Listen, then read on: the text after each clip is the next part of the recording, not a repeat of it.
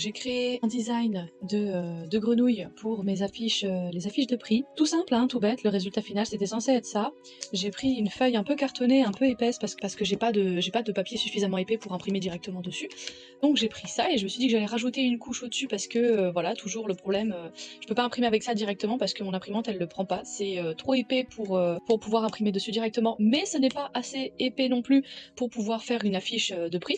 Donc ce que je me suis dit que j'allais faire, c'est que j'allais créer un design de grenouille que j'allais imprimer sur une feuille autocollante, que j'allais coller sur la feuille cartonnée, que j'allais découper, et qu'au final ça me rendrait ce petit résultat tout à fait cute et tout à fait charmant. Voilà, c'était le résultat escompté, voilà, tout basique. Sauf que ça c'était sans compter sur l'intervention de ma merveilleuse imprimante qui a craché la feuille en cours de route et n'a pas fini l'impression. Donc j'ai repassé la feuille dedans en me disant qu'avec un peu de chance ça imprimerait par-dessus et que ce serait pas trop décalé, sauf que bah ça a été décalé. Et encore là j'ai découpé, j'ai essayé de rattraper un peu le massacre, par contre ces deux-là j'ai pas pu les rattraper parce que c'est vraiment trop moche, en plus on dirait même plus des yeux, on dirait des oreilles d'ogre, enfin bref, le résultat est pas joli du tout, à la base c'était plutôt inspiration grenouille qui était voulu, et même comme ça je me dis on dirait des petites oreilles d'ogre, je me demande si je ferais pas si je dessinerais pas directement dessus en blanc les yeux de la grenouille, puis que je ferais des yeux différents pour chaque grenouille. Mais enfin voilà, toujours est-il que là le but c'est de continuer de découper tous les contours, comme ça j'ai créé un design. Voilà aujourd'hui ce que j'ai fait. J'ai fait belle, j'ai fait rebelle et j'ai réimprimé une bulle, un gumball et un Darwin. En plus j'aime trop parce qu'il y a une certaine cohérence quand tu les regardes comme ça, c'est trop joli. Donc voilà, j'ai découpé les affiches, je les ai toutes et le but c'est voilà, d'accrocher après les pinces sur les grilles et que ça fasse en gros comme ça quoi, sur les grilles avec le prix dessus. Voilà.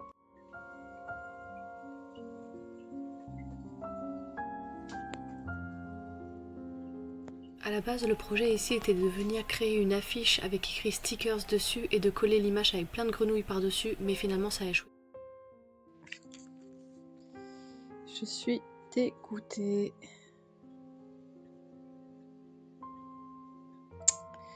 Voilà. Ça avance bien. J'ai découpé le restant des marque-pages et puis j'en ai produit d'autres. Et voilà mon petit stand. On va se rapprocher.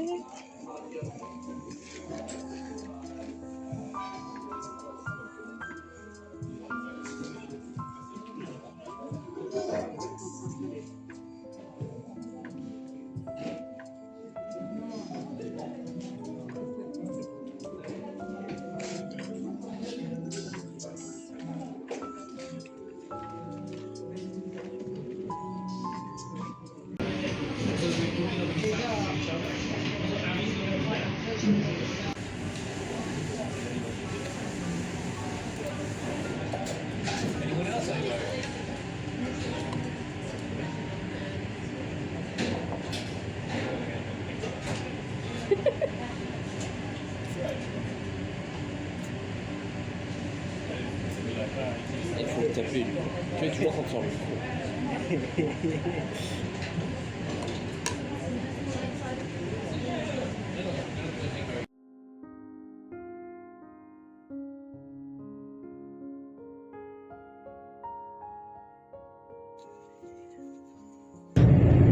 Quel est ton ressenti, Tony? Je suis malade. Il est malade, le pauvre.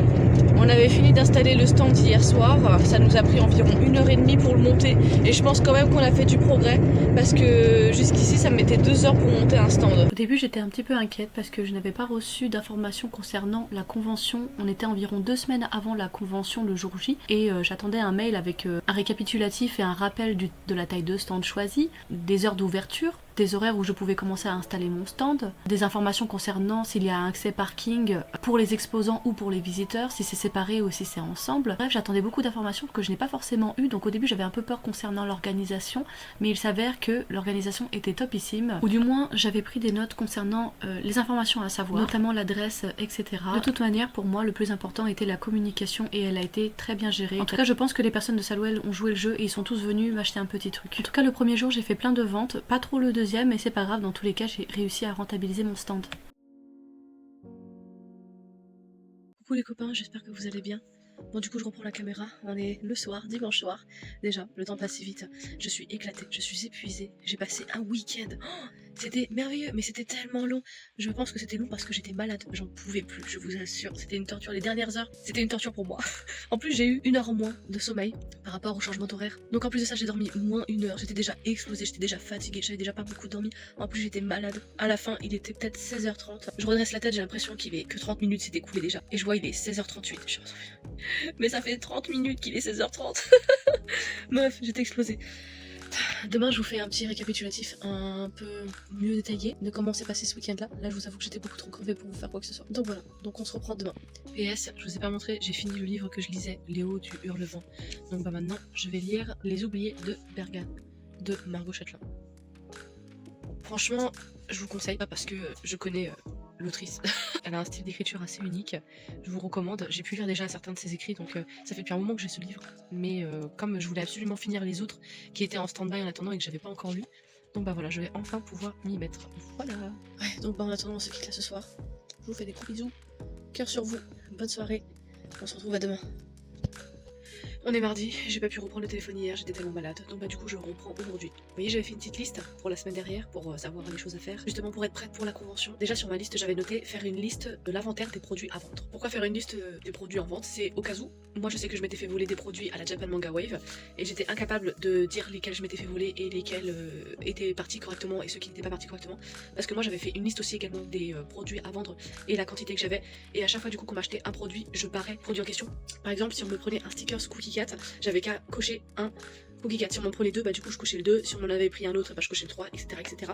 Et c'était pratique, sauf que là le problème c'est que j'avais coché et t'en as qui ne correspondaient pas. C'est-à-dire que je me retrouvais avec 5 ventes, admettons, et je me retrouvais avec moins 7 Cookie Cat stickers, enfin pas logique. Donc je pense que c'est important de faire un inventaire des produits qu'on a de base et des produits qu'on vend. Ensuite je m'étais fait une liste des produits que j'aurais aimé faire juste avant la convention, que je pouvais avoir le temps de finaliser, de dessiner, de faire et de finaliser. Par exemple j'avais marqué Gumball, Darwin, Bull, Belle, Rebelle, Adventure Time et Jesus. Bah du coup j'ai eu le temps de faire tout le monde, donc je suis contente. J'ai eu le temps de faire des badges de chaque. Et d'ailleurs j'ai eu une de chaque, donc du coup j'ai eu une Bulle, une Belle et une Rebelle en vente, et j'ai eu une Bulle en vente de quelqu'un d'autre. Les 3 c'était de 3 copines en fait, et c'est trop cool parce que chacune avait son personnage. Par contre tous les Adventure Time sont partis.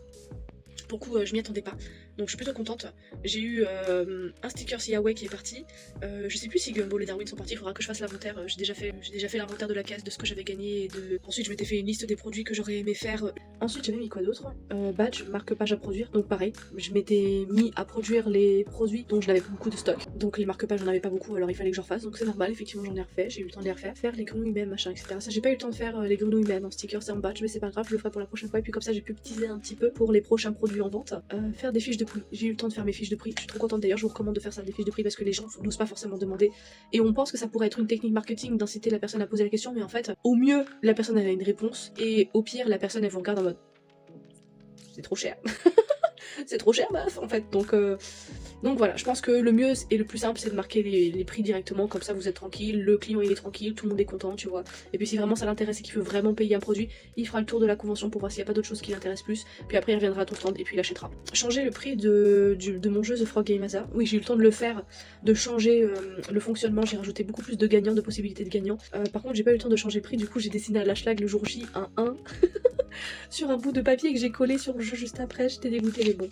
J'ai fait ma liste des produits en vente et que j'avais juste à cocher, et puis pour faire après le check-up à la fin de ce qui s'était le plus vendu. Je vous recommande de faire ça parce que comme ça au moins ça vous permet de vous rendre compte de ce qui fonctionne et de ce qui fonctionne moins.